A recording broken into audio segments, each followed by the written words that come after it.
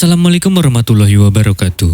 Sahabat yang dirahmati Allah, tahukah Anda bahwa Nabi Muhammad SAW tidak hanya seorang Rasul, tetapi juga sesungguhnya adalah Crazy Rich. Sebelum diangkat menjadi Nabi, beliau dikenal dengan pedagang sukses dengan gelar Al-Amin.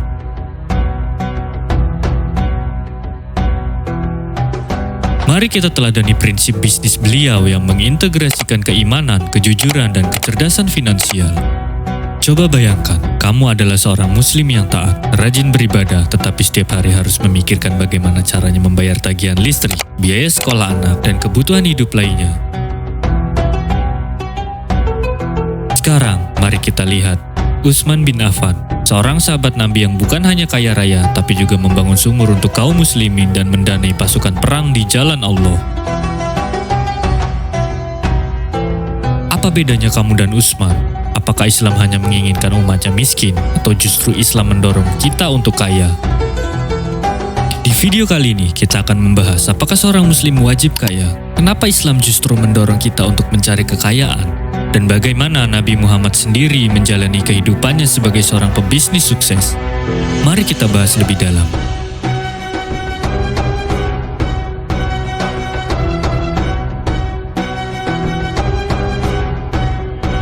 Banyak yang berpikir bahwa menjadi muslim yang taat berarti harus menjauhi dunia, fokusnya hanya ibadah dan hidup sederhana sampai miskin. Tapi benarkah begitu?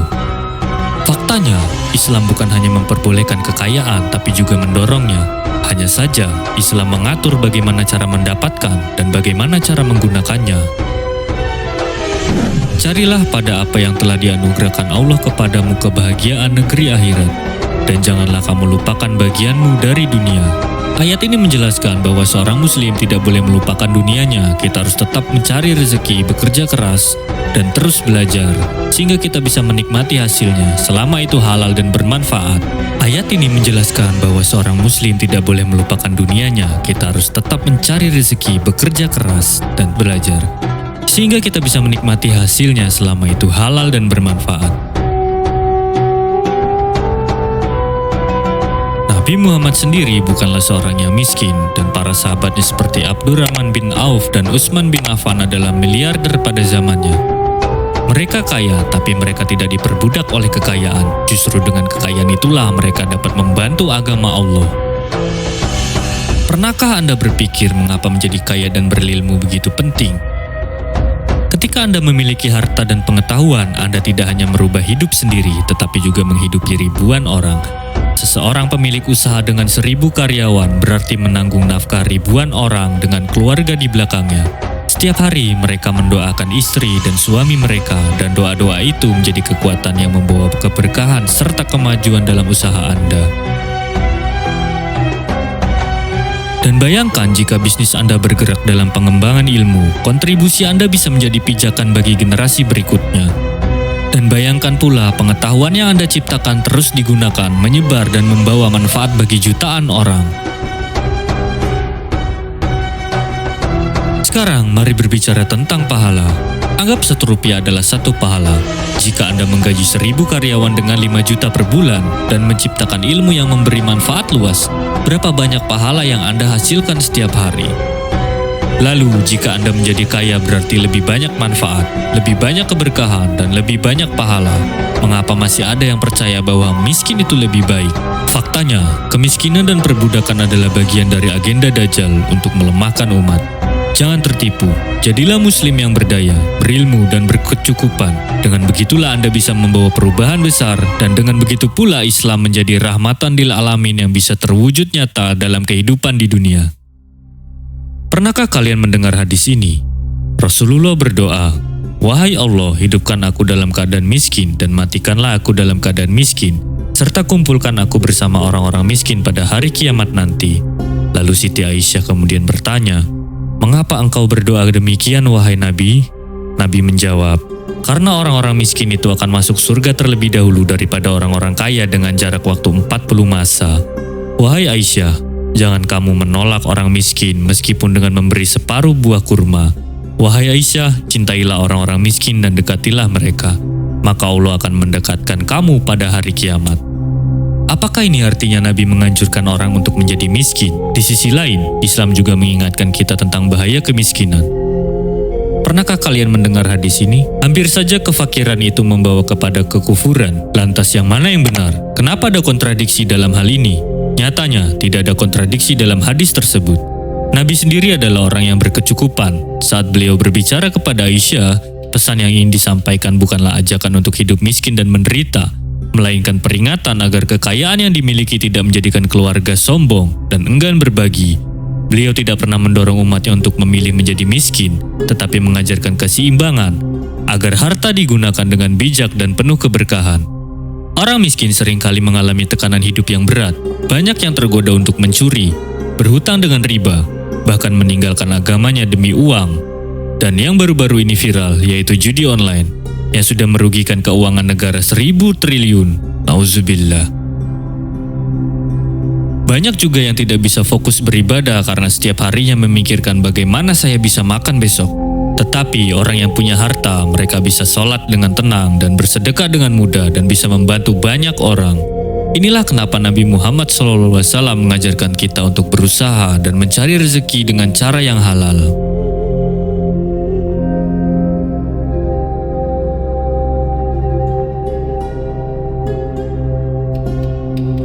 Kekayaan bukan hanya soal kenyamanan hidup. Dalam Islam, kekayaan adalah alat untuk mendekatkan diri kepada Allah. Kalau kamu kaya, kamu bisa membantu orang miskin, berzakat dan bersedekah lebih banyak, membangun masjid dan sekolah Islam, mendukung dakwah Islam, melaksanakan rukun Islam yang terakhir, yaitu naik haji. Nabi bersabda, sebaik-baiknya harta adalah harta yang berada di tangan orang yang soleh.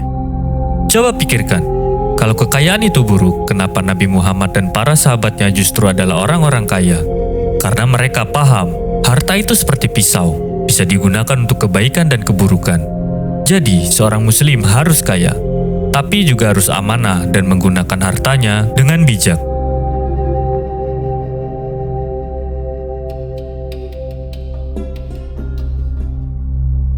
Sekarang pertanyaannya, bagaimana cara kita bisa meneladani Nabi Muhammad sebagai seorang pengusaha? Nabi Muhammad SAW tidak terlahir kaya. Beliau adalah anak yatim yang kehilangan ayah sebelum lahir, dan ibunya wafat saat beliau masih kecil. Namun, beliau tidak pernah mengeluh dan meminta-minta. Di usia 12 tahun, beliau sudah memulai berdagang bersama pamannya Abu Thalib dalam perjalanan dagang ke Syam. Dari sinilah beliau belajar bagaimana dunia bisnis bekerja, cara bernegosiasi, memahami kebutuhan pasar, dan menjalin kepercayaan dengan pelanggan. Dan yang lebih penting, beliau belajar bahwa bekerja keras adalah kunci rezeki. Dan bahwasanya seorang manusia tidak memperoleh selain apa yang dia telah usahakan. Zaman dulu, pasar Mekah dipenuhi oleh pedagang yang suka menipu dan memanipulasi harga. Tapi Nabi Muhammad SAW tidak pernah berbohong dalam berdagang. Beliau dikenal dengan gelar Al-Amin atau yang terpercaya, karena selalu jujur tentang kualitas barangnya. Dalam hadis dikatakan, pedagang yang jujur dan terpercaya akan bersama para nabi, orang-orang shodiq dan syuhada di hari kiamat. Hadis riwayat Tirmizi. Hasil kejujuran dan juga kerja kerasnya, pelanggan makin percaya dan bisnisnya berkembang pesat. Selain jujur, Nabi Muhammad juga cerdas dalam memahami pasar. Beliau tidak hanya menjual barang, tetapi memilih produk yang benar-benar dibutuhkan pelanggan. Contohnya, beliau sering berdagang kain berkualitas tinggi, rempah-rempah, dan barang dagangan yang banyak diminati di luar Mekah. Kalau di zaman sekarang, ini seperti memahami tren bisnis digital, mengetahui apa yang sedang laris dan menjual sesuatu barang yang memang dibutuhkan orang. Jadi, kalau kamu mau sukses di bidang bisnis, jangan asal jualan. Pelajari dulu apa yang dibutuhkan orang. Salah satu strategi bisnis Nabi Muhammad SAW adalah bermitra dengan orang yang tepat. Di usia 25 tahun, beliau mulai bekerja dengan Khadijah, seorang wanita kaya dan pebisnis sukses. Khadijah melihat kejujuran dan keterampilan Nabi Muhammad SAW dalam berdagang, lalu mempercayakan modalnya kepada beliau. Bisnis mereka berkembang pesat, dan Nabi Muhammad SAW menjadi pengusaha sukses. Setelah mendapat keuntungan, Nabi Muhammad tidak menghabiskannya untuk foya-foya. Beliau memanage keuangannya dengan baik. Beliau selalu membagi keuntungannya dengan prinsip, sebagian untuk kebutuhan hidup, sebagian untuk pengembangan bisnis, dan sebagian untuk sedekah dan membantu orang lain. Inilah kunci bagaimana bisnis Nabi Muhammad terus berkembang dan berkah, karena beliau paham betul memanajemen aset adalah hal yang sangat penting.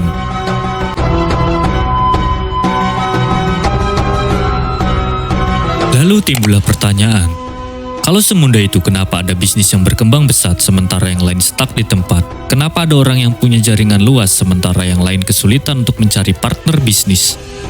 Jawabannya bukan hanya sekedar modal, tapi juga jaringan dan kemitraan, serta kemauan untuk terus belajar bagaimana cara mengelola bisnis yang baik dan benar. Nabi Muhammad SAW tidak membangun bisnisnya sendirian. Beliau punya mitra yang kuat, beliau membangun jaringan yang luas, beliau bekerja sama dengan orang-orang yang tepat, serta terus mengupgrade diri dan mengupgrade skill, serta kemampuan dan ilmu untuk mengembangkan bisnisnya. Lalu bagaimana caranya? Banyak yang berpikir bisnis itu hanya soal modal dan produk, padahal jaringan dan kemitraan adalah faktor yang menentukan. 80% bisnis sukses karena networking yang baik. Kemitraan yang kuat bisa mempercepat pertumbuhan bisnis. Bisnis yang dijalankan sendiri seringkali sulit berkembang. Bahkan Nabi Muhammad SAW sendiri tidak menjalankan bisnisnya sendirian. Di awal karirnya, beliau bekerja sama dengan Khadijah, seorang pengusaha sukses. Kenapa ini penting? Karena tanpa jaringan dan mitra bisnis, kita akan lebih sulit berkembang. Dalam sejarah, Nabi Muhammad SAW membangun bisnisnya dengan strategi networking yang luar biasa. Berikut adalah 3 strategi utama yang beliau gunakan. Yang pertama, membangun kepercayaan dan reputasi atau biasa disebut dengan personal branding. Sebelum menjadi pengusaha sukses, Nabi Muhammad lebih dulu membangun reputasi sebagai orang yang jujur dan amanah. Karena kejujurannya, beliau dipercaya mengelola bisnis Khadijah. Dalam hadis disebutkan, sesungguhnya kejujuran membawa kepada kebaikan dan kebaikan membawa ke surga. Yang kedua, menjalin kemitraan dengan orang yang tepat. Nabi Muhammad bekerja sama dengan orang-orang yang memiliki nilai yang sama. Mitra bisnis yang baik akan membantu bisnis berkembang tanpa konflik. Tolong-menolonglah kamu dalam kebajikan dan ketakwaan, dan janganlah tolong-menolong dalam dosa dan permusuhan. Yang ketiga, memperluas jaringan internasional. Nabi Muhammad SAW tidak hanya berdagang di Mekah, tapi juga di luar negeri seperti Syam dan Yaman. Dalam konteks modern, ini berarti kita harus berpikir global, bukan hanya lokal. Gunakan media sosial, marketplace, dan jaringan profesional untuk memperluas bisnis. Maka dari itu, kalau kita ingin sukses, kita harus terus belajar membangun networking yang kuat.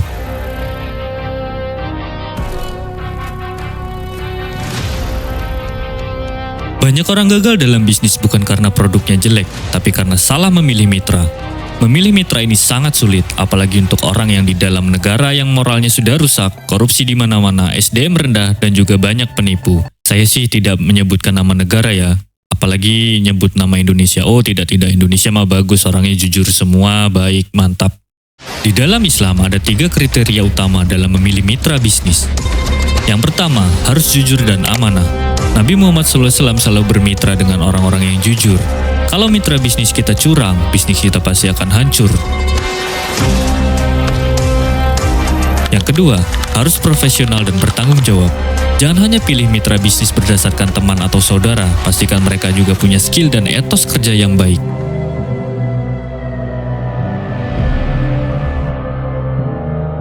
Jadikanlah aku bendahara negeri Mesir. Sesungguhnya aku adalah orang yang pandai menjaga dan berpengetahuan. Yang ketiga, harus memiliki visi dan misi yang sama. Jika ingin bisnis berkembang, mitra Anda harus memiliki tujuan yang sama. Jangan sampai ada perbedaan visi yang bisa merusak bisnis di kemudian hari. Dengan mengikuti prinsip ini, bisnis kita akan lebih stabil dan minim konflik. Di zaman modern, bagaimana cara membangun networking yang kuat? Yang pertama, bergabung dalam komunitas bisnis. Ikut komunitas bisnis bisa memperluas relasi. Dalam forum bisnis, kita bertemu dengan banyak orang-orang yang memiliki berbagai bisnis.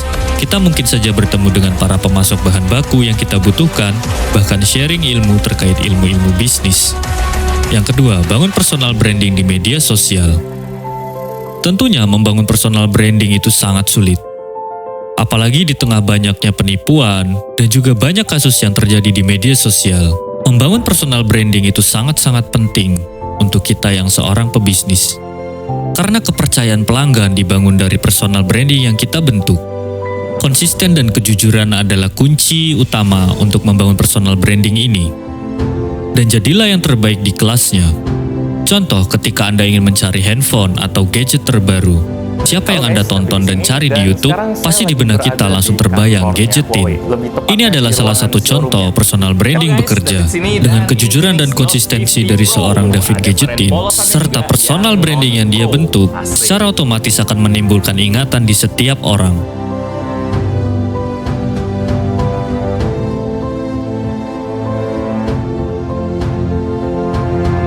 Yang ketiga, hadiri seminar dan workshop bisnis. Bertemu langsung dengan orang-orang di industri, kita akan membuka banyak peluang baru.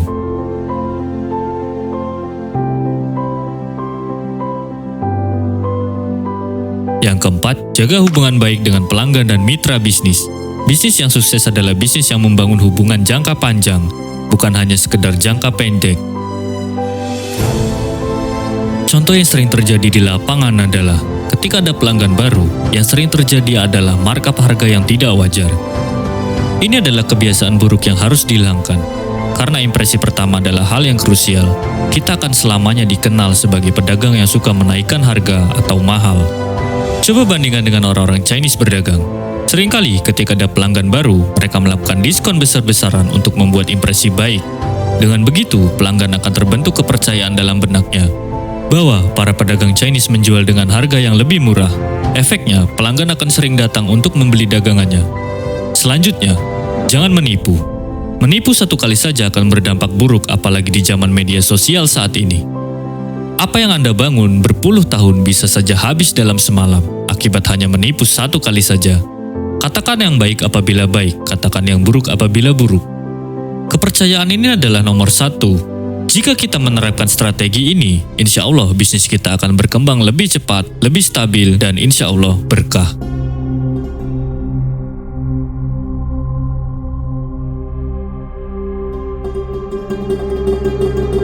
Nabi Muhammad SAW bukan hanya pebisnis yang sukses, tapi juga seorang pengelola aset yang cerdas.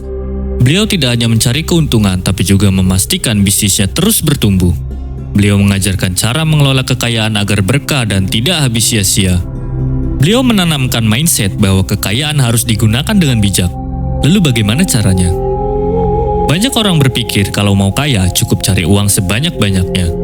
Padahal menumbuhkan kekayaan tidak hanya soal penghasilan, tapi juga soal bagaimana cara mengelolanya.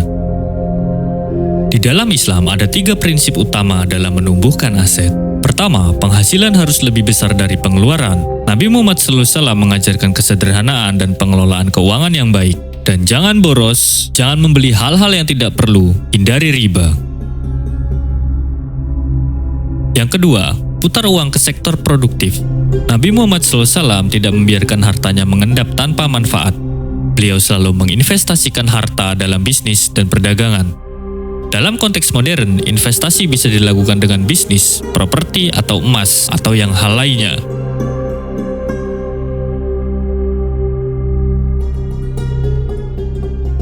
Yang ketiga, sedekah dan zakat membuat harta berkah. Islam mengajarkan bahwa bersedekah tidak mengurangi harta, justru menambah keberkahan. Perumpamaan orang yang menafkahkan hartanya di jalan Allah seperti sebutir benih yang menumbuhkan 7 bulir. Sedekah bukan hanya soal pahala, tapi juga membuka pintu rezeki yang luas.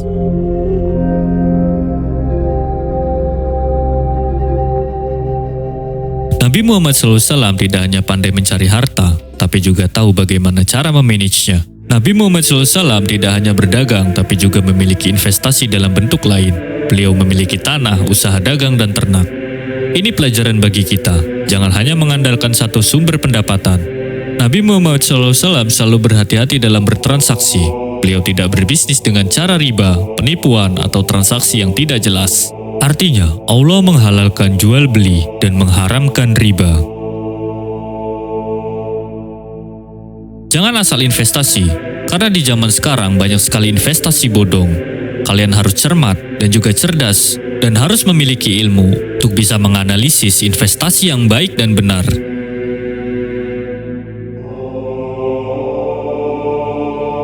Yang Yang ketiga, menjaga kekayaan untuk jangka panjang. Nabi Muhammad SAW tidak menghabiskan hartanya dalam waktu singkat. Beliau berpikir jangka panjang dalam bisnisnya. Kita harus belajar dari beliau. Jangan hanya berpikir untung hari ini, tapi bagaimana bisnis bisa bertahan lama. Banyak yang mengalami kebangkrutan karena tidak bisa mengelola harta dengan baik. Islam mengajarkan 5 prinsip utama dalam menjaga harta. Yang pertama, jauhi riba. Riba membuat harta tidak berkah dan cepat habis.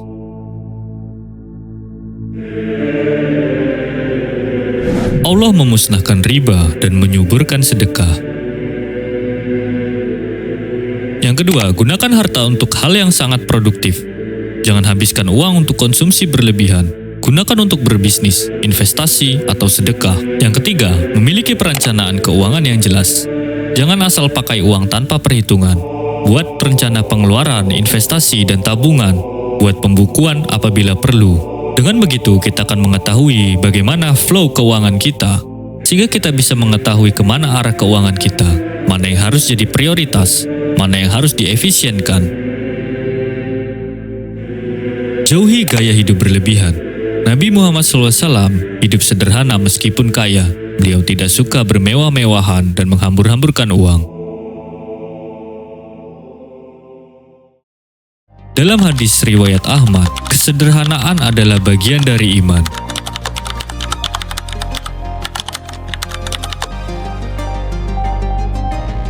Kata Timothy Ronald, lu miskin karena lu goblok. Itu quotes gua tuh. Kalian bisa bawa itu ke kuburan nanti kalau gua udah mati. Lu miskin sama dengan lu goblok. Yang terakhir, jangan berjudi. Berjudi akan menimbulkan kecanduan yang tak terelakkan, karena jika dapat hanya sementara, namun kehancuran rugi akan selamanya. Tiada yang lebih buruk dari judi online, karena judi merupakan spekulasi. Namun, judi online merupakan penipuan yang nyata. Bahkan banyak yang tidak sadar hingga kerugian dan kerusakan yang mereka buat sudah mencapai level negara. Mungkin kita semua merasakan bagaimana sulitnya hidup saat ini. Dagang sepi, ojek sepi, hidup makin mahal, tapi gaji tidak naik. Salah satu faktornya adalah karena uang yang ada di negara ini itu pindah ke luar negeri, dan tidak jadi apa-apa, hanya jadi air mata untuk kita semua. Stop berjudi.